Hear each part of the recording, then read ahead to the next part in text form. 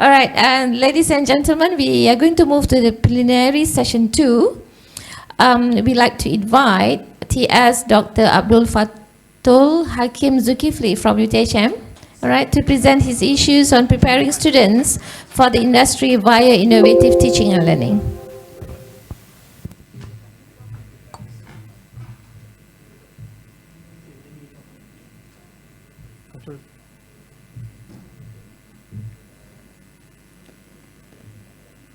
Bismillahirrahmanirrahim.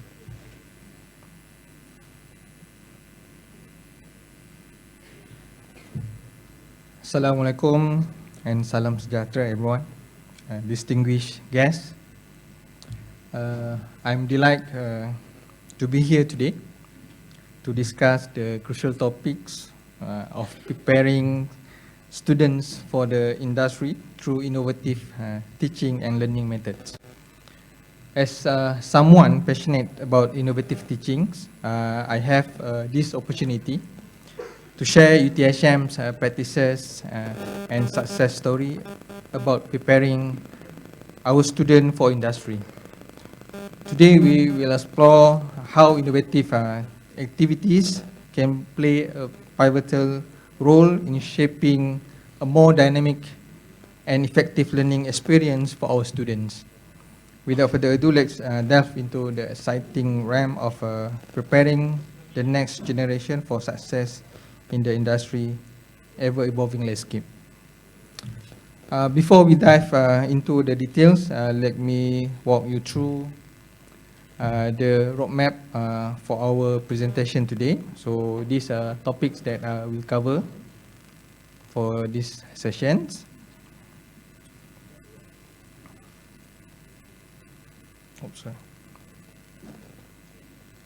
First, let's acknowledge our challenges in preparing students for the industry. So we know the pace of change in the professional world is faster than ever, and more than traditional educational approaches may require. So this means rapid technological advancements and the changing nature of work demands new skill set and competency. Traditional educational approaches may not adequately equip students with the practical skills and experiences needed in the workplace. So this brings us to the importance of innovations in our teaching methods. So we need to go beyond traditional approaches to ensure that our students not only grasp theoretical concept, but also develop the practical skills demands by the industry.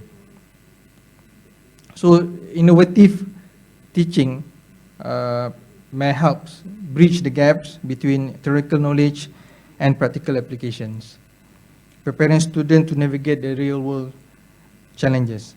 So by integrating innovative approaches, educators can foster critical thinking, problem solving, and adaptability in students, better preparing them for the demands for modern workplace.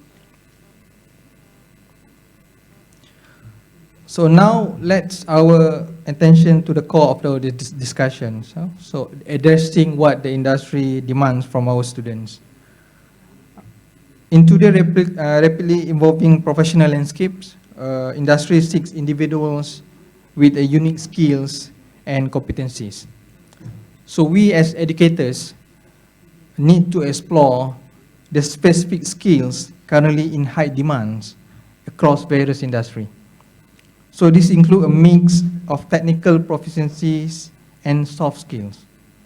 We also need to consider the importance of practical application. It's not just theoretical knowledge. Industry increasingly values individuals who can apply what they learn in the real world scenario. So by understanding these industry needs, we can tailor our teaching methods to ensure our students are well equipped with the necessary knowledge and ready to meet challenges presented by the dynamic professional landscape.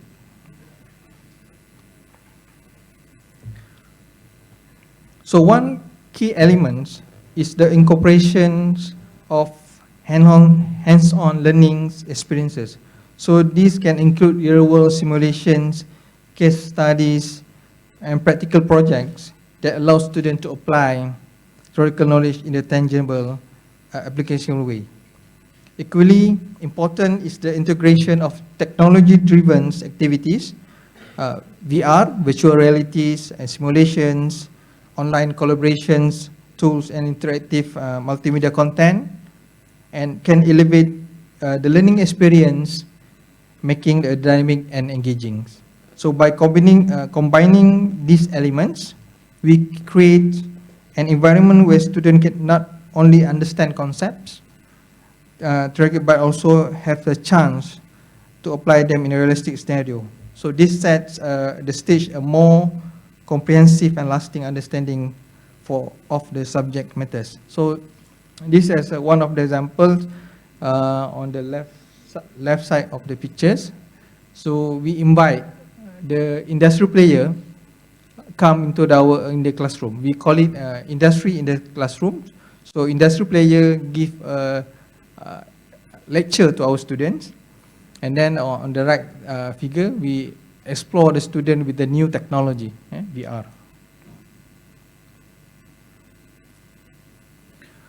So now that we explore creating dynamic learning experience, let's shift our focus to the backbone of the educational process, our lecturers.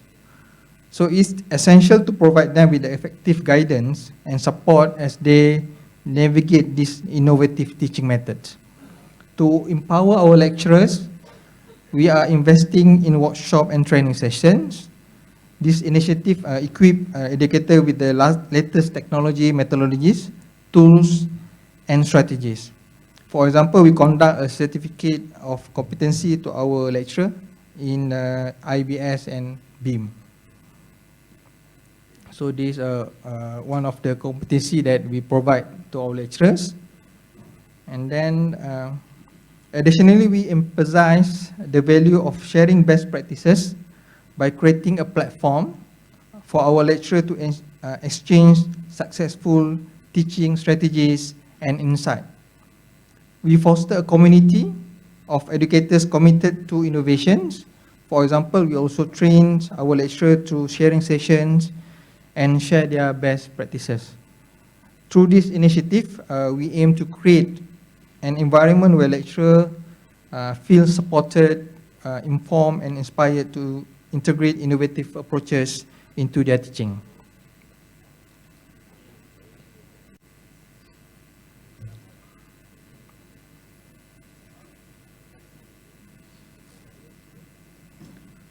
So if we equip our educators this competency, so they have improved student performance, increased student satisfaction, and better alignment with the industry needs and expectations. So this is one of the examples. Our students, they have a BIM competency. So during their internship, the employer very confident with their competency, then appoint him as a project coordinator with the allowance 2,000. So it's a quite high allowance for the internship students. And then the second one is industrial final year projects. So industry have confidence to our lecturer that have competency.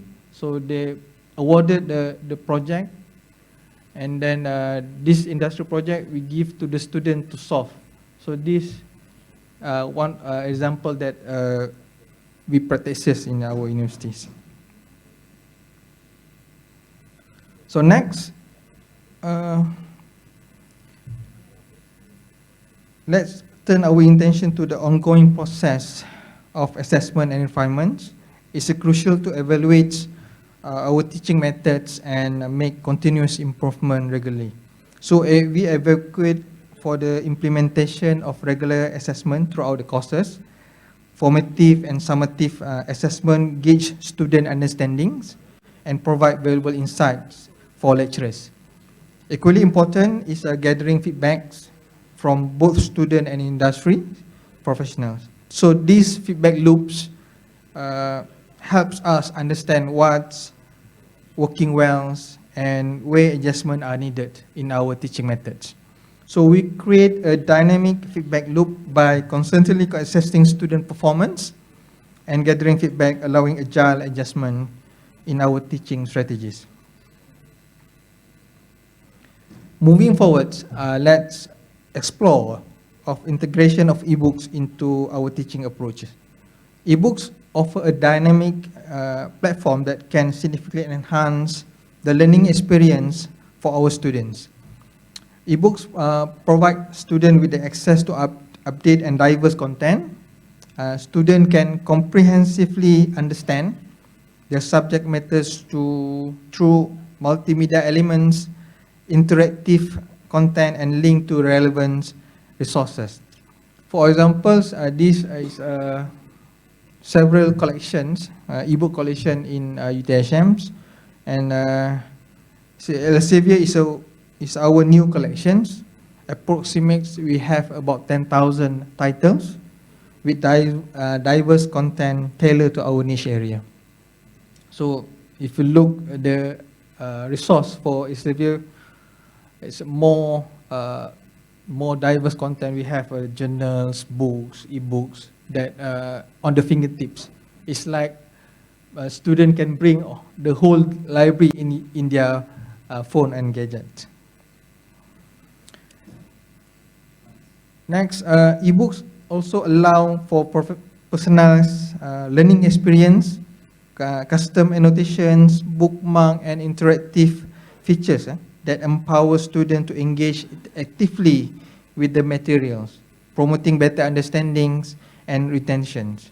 By integrating ebooks, we not only adapt to the digital age, but also provide a learning environment that align with the preference and needs of today's students.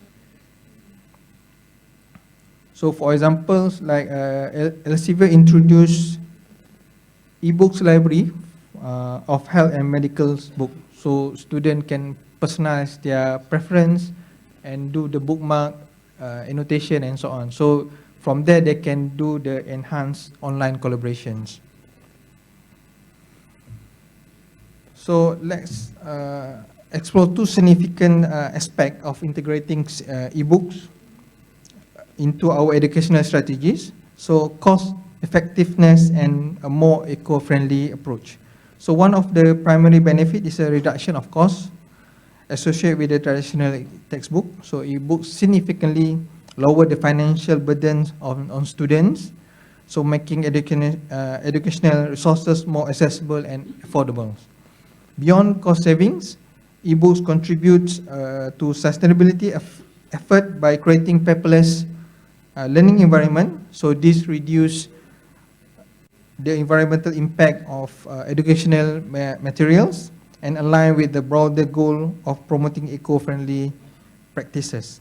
So by embracing ebooks, we can make education more affordable and contribute to the more sustainable and environmental conscious learning environments. So as we adapt to evolving learning environments, so we must recognize ebooks' role in supporting remote and blended learning models. So ebooks can facilitate continuous access to learning materials. So whether student on the campus or homes, ebooks can provide flexibility to access educational resource anytime, fostering continuous learning experience. So they can access any screen, anytime, anywhere. Furthermore, the interactive features of ebook encourage active participation and collaborating among students. They can engage in group discussions, collaborative projects, and interactive learning activities, promoting a sense of community even in the virtual space. So by leveraging ebooks, we adapt to the demand of remote and blended learning and foster an environment where students can actively engage with the learning process regardless of their physical locations. So this is one of the examples that I'm conducting a lecture in the classroom. So we're giving the topic to discuss, and students can use their own gadget to access all this content virtually, and then do discuss and do sharing in our classroom. So as we conclude, let's carry forward the understanding that innovation in teaching is not just a choice but a necessity.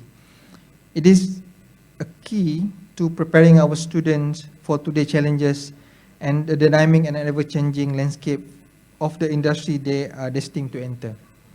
Thank you for your attention.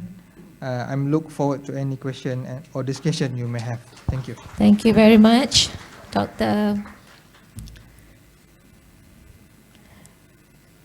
Abdul Fathul Hakim Zulkifli. Is there any questions from the floor? No question? All right, yes. Only one question.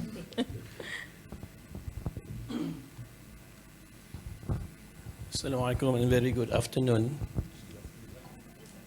Okay. Thank you very much for the, I think, a very great presentation from Dr. just now. I think now when we're talking about online interactive teaching and learning, I think now we are moving to more on the digitalizations on the MC, the micro-credentials, and ODL, the open distance learning. I think what is the projection or the focus of the UTHM, for example, to increase more micro-credential? Just for example, that the student, because now we are talking about the lifelong learning, meaning that we are not, we are really hard to invite the workers from the industry to come to university and then do the classroom teaching like as per our conventional method and so on. Now we need to propose more the micro credentials so that the student can take the module and everything from anywhere in the world, for example. And then this can be one of the good platform for the student.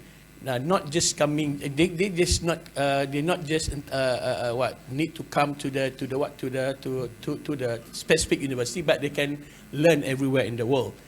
I just need to get your opinions or the projection. What is actually the UTHM done for the MC, and then what is the potential for the MC for the MTUN, for example. Of course, MTUN we more on the on the skill-based university and so on. How actually we go for this MC and ODL under the digitalization agenda? Thank you very much. Okay, thank you, Prof. Very good question and tough. So my opinions. Yes, as UTHM we moving forward for the micro credential and MOOCs.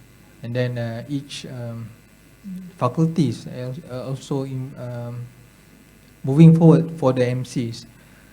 But my opinion, we need, like Prof said, we need to go for the competency-based MCs, because sometimes in the